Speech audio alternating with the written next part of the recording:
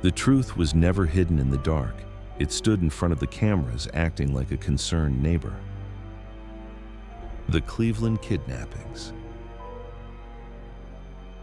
Gina DeJesus, 2004. In the previous chapter, Gina DeJesus crossed a threshold she never knew existed, leaving the ordinary world behind in a single irreversible moment. Inside the house, silence replaced daylight, and time began to lose its meaning. While Gina disappeared into a place no one could see, her family searched tirelessly, believing that answers were still somewhere within reach. Days turned into months, and months into years, as her face became a familiar image on missing posters and news screens across the city. The search never stopped. It simply moved into the public eye. And as the cameras rolled and hope was spoken aloud, a cruel irony began to unfold. This is the moment when the truth stood in plain sight, and no one recognized it. As the search for Gina stretched into months and then years, her story became a recurring headline, a haunting reminder of a girl who had walked out of school one afternoon and never made it home.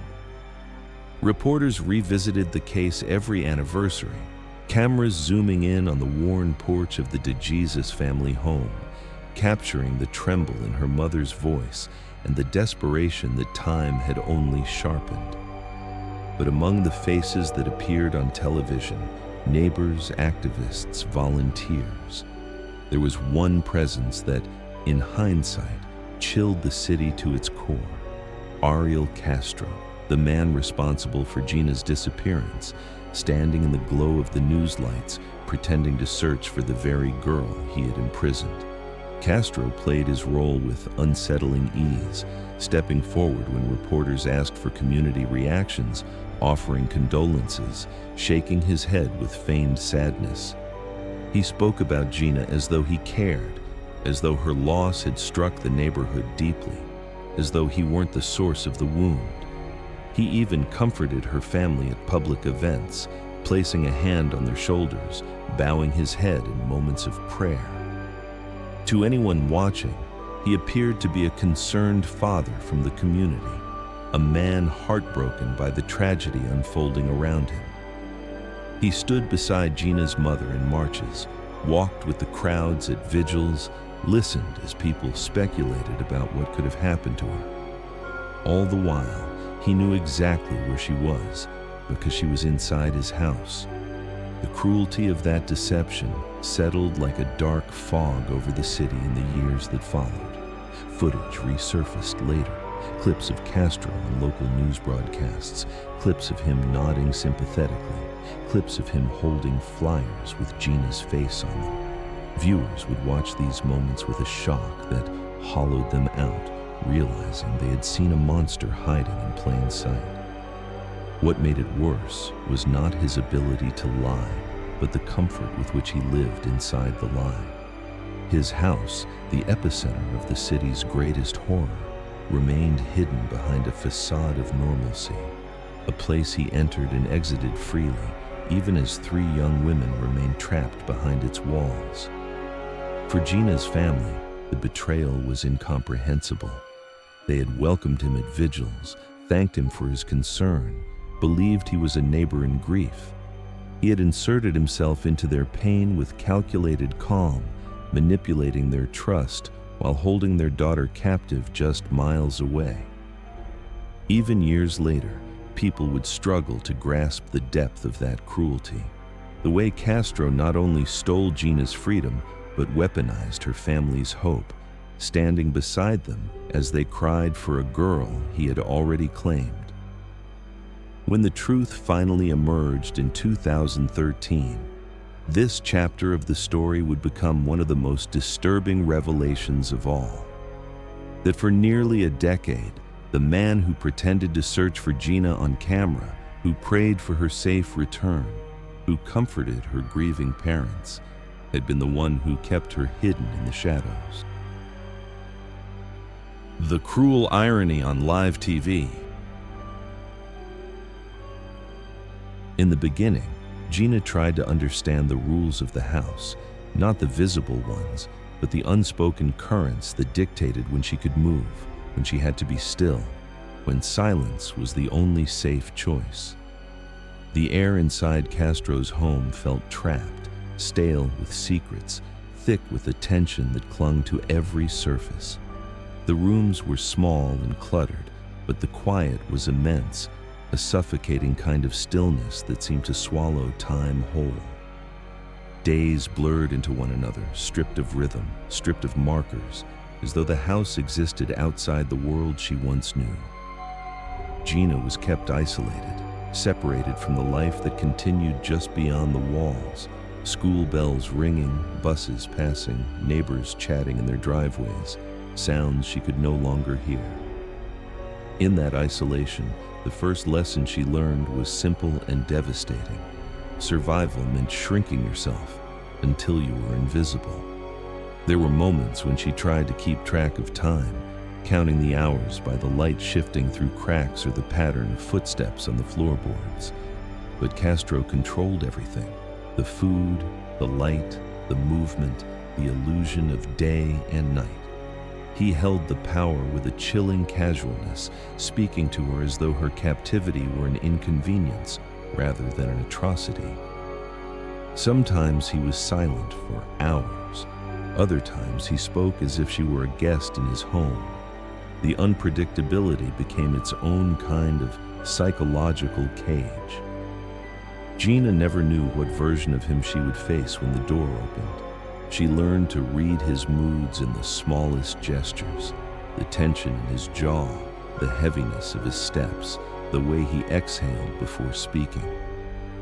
In this inverted world, danger was not always loud.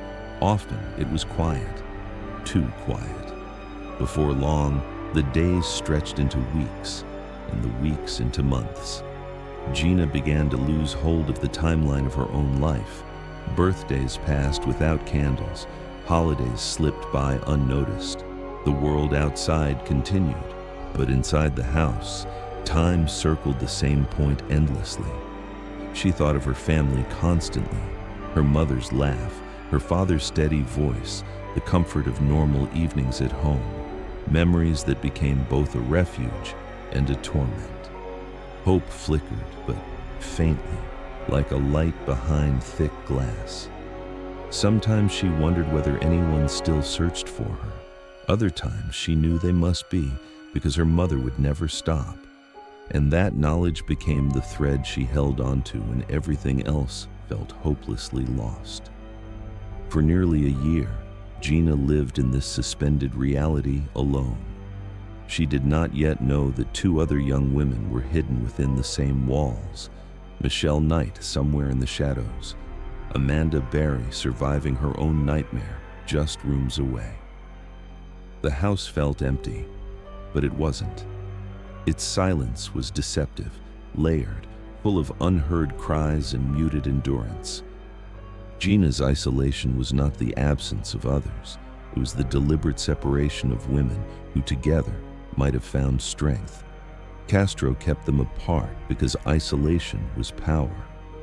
And until the day their paths finally crossed, Gina carried her nightmare alone, holding onto the smallest, most fragile belief that the world outside was still waiting for her. For a long time, Gina believed she was utterly alone inside the house. A single voice swallowed by the walls, a single shadow confined to a place where time did not move. But gradually, in the quietest pockets of the day, she began to sense something she could not explain. Footsteps that didn't match Castro's rhythm, a door hinge groaning somewhere in the distance, a faint cough stifled quickly. Small sounds, almost imperceptible, that hinted at another presence moving behind the layers of silence. At first, she thought she was imagining them, that loneliness had begun playing tricks on her mind. But the sounds persisted, arriving with the careful, cautious timing of someone who didn't want to be heard, someone like her. And slowly, Gina realized she was not the only girl trapped in this house of shadows. The truth revealed itself not in a dramatic moment, but in a quiet recognition. A soft thump against a wall answered by another, the timid exchange of hope disguised as noise. Gina learned that Michelle, who had been taken 2 years earlier, was somewhere beyond those walls, surviving in her own corner of the nightmare. And Amanda, taken the year before Gina, was living under circumstances even more complex, forced into a life that broke rules Gina hadn't yet imagined. Though they could not see each other, they began to communicate in the only ways available to them: a tap back, a whispered name, a shifting shadow that meant, "I'm here." The bond formed slowly, cautiously, as though each girl feared the hope that came with knowing they weren't alone. Their connection became a hidden lifeline, fragile but essential. It reminded Gina that she had not vanished into nothing, that there were others who understood the terror of each passing day and the strange victories of simply enduring it. The girls shared no secrets at first, no long conversations or plans. What they shared was presence, the quiet reassurance that someone else was breathing somewhere nearby. Someone else was fighting, someone else was waiting for a door that never opened. In a place designed to break them apart, that silent companionship became its own form of resistance. Each girl carried her own suffering, but now their stories lived parallel to one another, intertwined in the dark, defying the isolation that Castro depended on to maintain control. In time, Gina would come to understand how deeply this hidden bond mattered. It didn't save them, not yet, but it gave them something to hold on to when everything else was slipping away. Hope had been a fragile thread for so long. Now, it had more than one hand clinging to it. As months folded into years, time inside the house lost all structure. Days no longer resembled days. Nights no longer resembled nights. Instead, everything blended into a single suffocating stretch of existence, a loop of survival marked only by the smallest shifts in mood, temperature, or the creaking pattern of Castro's footsteps. Gina learned to live inside these muted rhythms, adapting to a world where the calendar had no meaning and memories of the outside world felt like pieces of another lifetime. The sun might rise, but she wouldn't see it. Seasons might change, but she wouldn't feel them. What she knew instead was the stale air of the room she occupied, the hum of distant appliances, and the way silence could grow so heavy it felt like another prisoner hiding in the corner. There were brief interruptions to that monotony, moments when something pierced the endless repetition. The muffled voices of Michelle or Amanda behind walls, the soft exchange of hope disguised in whispers, a laugh, rare and fragile, slipping out despite everything, reminding them that they were still human, still capable of feeling something other than fear. Holidays passed unnoticed until they were remembered suddenly, painfully, like ghosts of a world they no longer inhabited. Gina often thought about her family during those moments, her mother preparing food, her father teasing her siblings, the familiar noise of home. Those memories kept her tethered to who she had been, even as the years slowly tugged at the edges of her identity. Sometimes she tried to imagine what the world outside looked like now. She wondered who her classmates had become, whether her friends still walked the same sidewalks, whether anyone still wore the posters with her face on them. She wondered if she'd been forgotten, or if someone still lit candles at vigils she could no longer see. Hope became a complicated thing, too painful to hold, too dangerous to let go of completely. On some days, hope felt like strength. On others, it felt like a wound. But even when it dimmed to the faintest glow, she never let it disappear entirely. And through it all, the years continued to slip away, not quietly, not peacefully, but in a slow erosion that left each girl fighting to preserve the smallest pieces of herself. Their bodies grew older, while their world remained frozen, stuck in a year that no longer matched the one beyond the walls. Time moved on without them, indifferent and unstoppable. Yet inside that house, 3 young women endured, carrying their lives forward in whispered moments and stolen fragments of resilience, waiting for a break in the darkness that had lasted far too long. By the time the calendar in the outside world approached 2013, the name Gina DeJesus had become both a memory and a movement, an echo carried through Cleveland by those who refused to forget her. Her family still marched every spring, their steps heavy with 10 years of unanswered questions, their voices steady even as hope wavered beneath the weight of time. The posters bearing her face had weathered many winters. Some had faded, some had torn, but new ones always replaced them, fresh ink renewing a promise her mother had made on the very first night. "We will not stop." Inside the house on Seymour Avenue, Gina felt that echo in ways she couldn't fully explain. There were days when the silence around her seemed thinner, as if the world were drawing closer. Days when Castro moved differently, more anxiously, as though he sensed a shift he couldn't control. The girls felt it too. Small changes in his routine, unfamiliar sounds drifting from outside, a tension that hummed beneath the surface of their captivity. Something was beginning to crack, not loudly, not visibly, but with the quiet force of inevitability. Gina didn't know it yet, but the darkness that had held her for nearly a decade was beginning to loosen. Freedom was still invisible, still impossibly far, but it was approaching, one breath, one moment, one unguarded decision at a time. And when it came, the world would finally learn what had been hidden all those years behind a locked door. For now, she remained a missing girl in the eyes of the city, a face carried in vigils and news clips, a hope her family refused to bury. But the echoes of her story were growing louder, and soon they would reach a door that had stayed closed for far too long.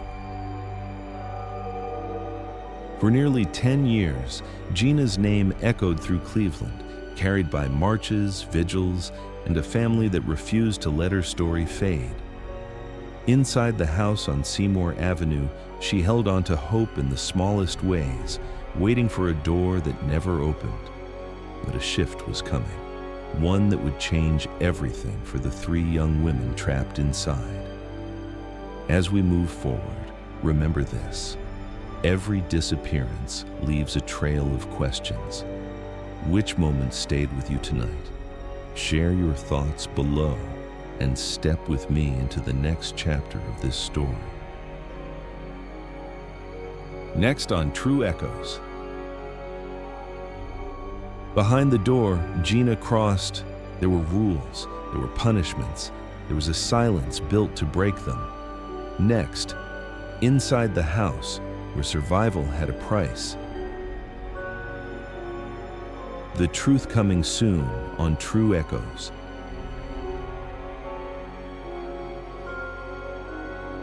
As you reflect on Gina's journey tonight, tell me, which moment stayed with you the most? Share your thoughts below and join me in the next episode as we step deeper into the house that held 3 young women captive for 10 long years. To be continued.